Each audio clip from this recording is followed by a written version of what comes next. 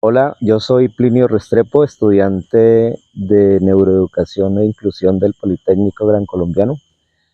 Nos encontramos con la maestra María Antonia. Ella es maestra en la Escuela Normal Superior de Mitú, Escuela Normal Superior Indígena.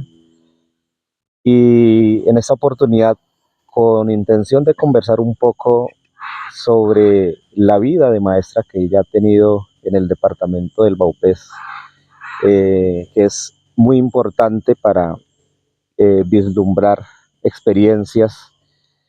Y para empezar, profe María Antonia, cuéntenos personalmente quién es María Antonia. Bueno, profe, muchas gracias pues por este espacio para hablar sobre lo que es la formación de maestros, ¿no? Bueno, mi nombre es María Antonia Martínez, soy una mujer de unos padres santanderianos. Llegué al BAUPES en el año 96 a formar parte de un proceso de transformación de las escuelas normales a normales superiores. Mi papel fundamental en la escuela es ser coordinadora del programa de formación de los estudiantes que van a ser maestros. Bueno, profe, cuéntenos un poco de qué hace usted como maestra en la normal desde su llegada hace muchos años hasta hoy. Yo llego en un momento histórico donde las escuelas normales van a hacer el tránsito a normales superiores. La ley 115, uno de sus artículos establece el tránsito que debían tomar las escuelas normales a normales superiores. En ese entonces iniciamos un proceso de caracterización de qué tipo de maestro queríamos formar para el departamento del Baupés. Y es allí donde se inicia toda una ruta para poder establecer una misión y una visión que diera con las características que requería el Ministerio de Educación en ese entonces. Bueno, profe, entonces, ya hablando de su práctica pedagógica y de su rol como formadora de maestros, cuénteme cuál es ese principal reto en todo este proceso educativo.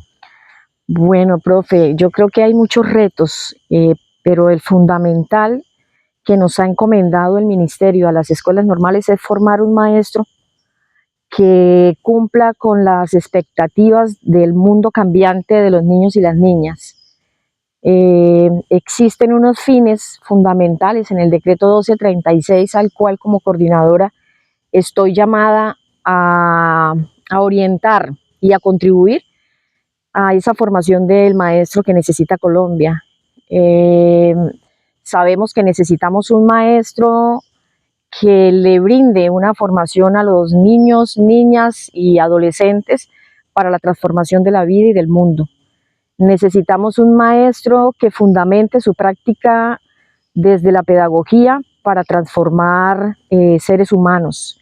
Necesitamos un maestro que sea investigador para que transforme sus prácticas pedagógicas y haga innovación en el aula de clase.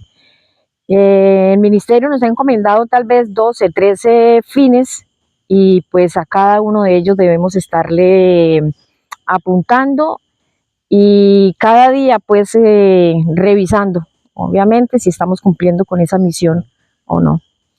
Bueno, precisamente hablaba usted ahorita de la necesidad de la innovación, la transformación de los procesos, con esas nuevas generaciones, ¿no? Niños que son, dicen, generaciones de cristal, maestros que necesariamente requieren dar ese paso y a veces pensamos que transformar, innovar es difícil, más fácil la repetición mecánica de pronto de la enseñanza, pero desde la experiencia, ¿qué es innovar? ¿Qué es transformar un proceso desde el hacer pedagógico en cosas prácticas, sencillas, que nos muestre a los maestros que innovar, transformar, no es tan complejo como uno pensara? Bueno, profe, yo pienso desde todo este tiempo de reflexión que hago, porque constantemente debo estar haciendo reflexión. Yo creo que una manera de transformar y de innovar es sentir pasión por lo que uno hace, es estar cada día a la vanguardia de ir conociendo procesos, ir conociendo el mundo y a través de ese mundo ir mirando qué es lo que necesita el niño y la niña o qué necesito yo como maestro para formar. Podríamos enumerar muchos elementos, por ejemplo, metodologías activas que permitan a los niños retroalimentar lo que aprenden, acercar la tecnología al aula de clase, revisar la evaluación como parte de nuestro proceso de transformación, pero no la evaluación técnica, la evaluación de lápiz y papel, sino la evaluación que yo hago para que desde ese dominio que debe tener el estudiante frente al mundo, eh, y sobre todo tener vocación por lo que uno hace, porque en la vocación uno transforma procesos y transforma vidas. Entonces eso es lo fundamental y permitir ante todo que hayan metodologías que pongan en diálogo los saberes. Importante esa conexión entre áreas, porque el conocimiento no es uno, el conocimiento está desde muchos puntos de vista. Permitir en el aula de clase estrategias como las unidades didácticas interdisciplinarias que permiten a través de un problema poner a dialogar las áreas para buscar esa solución y que son que los jóvenes y los niños necesitan hoy en día. Evaluar, un proceso supremamente importante en la acción pedagógica. Su concepto de qué es evaluación y cómo evalúa usted en sus actividades pedagógicas cuando está en interacción con estos maestros en formación. Eh, ¿Cómo hacer de la evaluación algo que me sirva como insumo para continuar ese proceso de transformación, de innovación del que usted viene hablando? Ok, profe, pues ahora antes de la entrevista estábamos conversando acerca de una lectura que hice de la doctora profesora Cristina Sánchez. Ella fue coordinadora del Observatorio Nacional de Evaluación en el año 2008, en la Universidad Nacional. Y precisamente leyendo los escritos de ella, hay tres ejes que son centrales en lo que es la evaluación. La evaluación como política de poder para la transformación, como la evaluación como pruebas masivas, ¿cierto?, para el reconocimiento de saberes, y la tercera es el uso excesivo que le ha dado la escuela a lo que es la evaluación. Para mí, la evaluación para el ejercicio que yo hago en la escuela normal, de ese análisis que debemos tener como maestros, la evaluación debe ser desde el dominio de la política, que le dé sentido y significado a lo que hacemos, más no para unos resultados, más no para comprobar quién es el que sabe más, quién es el que sabe menos, sino la evaluación como estrategia que le da sentido a la escuela, que le da significado a la escuela, que le da significado al mundo.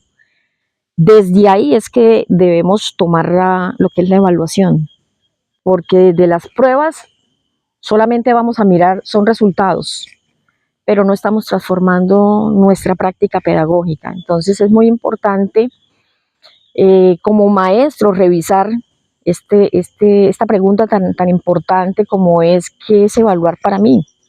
¿Qué es evaluar para la escuela?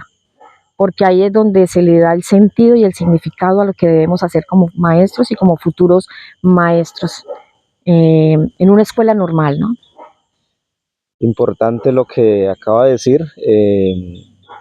Yo destaco la evaluación no solamente la medición del aprendizaje, la identificación de los progresos, sino también una evaluación para mejorar mi propia práctica El qué pedagógica hacer. como maestro. Entonces es importante.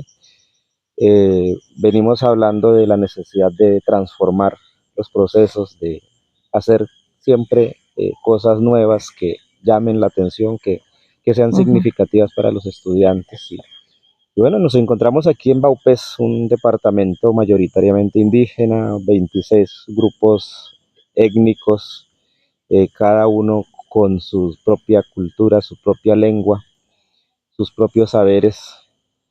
En la normal, además de atender estudiantes indígenas, también atiende experiencias de discapacidad, ¿no? Entonces, eh, cuéntenos un poco cómo ha sido esa experiencia educativa eh, desde esa diversidad, la atención de la diversidad, porque ha sido trabajar con niños indígenas, pero también con niños colonos, con niños afrodescendientes, pero también con niños en condición de discapacidad.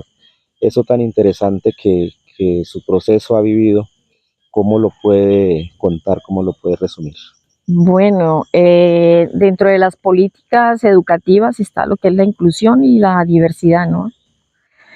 Eh, bueno, como lo decía usted ahorita, es algo de tensión en el maestro cuando en el aula de clase hay niños diversos, de diversos aprendizajes.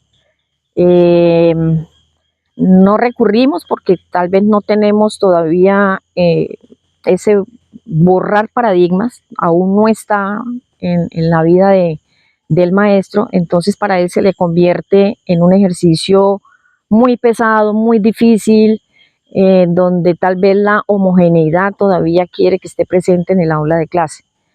Se han hecho trabajos al interior de la normal con herramientas que nos sirven para poder avanzar en este tema de que incluir a los niños en los procesos de enseñanza, aprendizaje no es difícil, solamente necesitamos es autoformación, porque en ocasiones tal vez si hay talleres, si hay capacitaciones, en ocasiones quedan más dudas, no sabe uno por dónde ir, pero aquí lo importante es eso que estoy viendo, cómo lo transformo en mi aula de clase, cómo a través del trabajo entre pares con los mismos estudiantes en el aula, cómo establezco yo lo que es el DUA y el PIAR, que tanto hemos escuchado últimamente, cómo se pone al servicio de los niños y las niñas, cómo empiezo, porque no hay una fórmula tal vez que uno diga esta es la mejor fórmula, pero se trata de que nuestra aula de clase sea un laboratorio, un espacio de reflexión,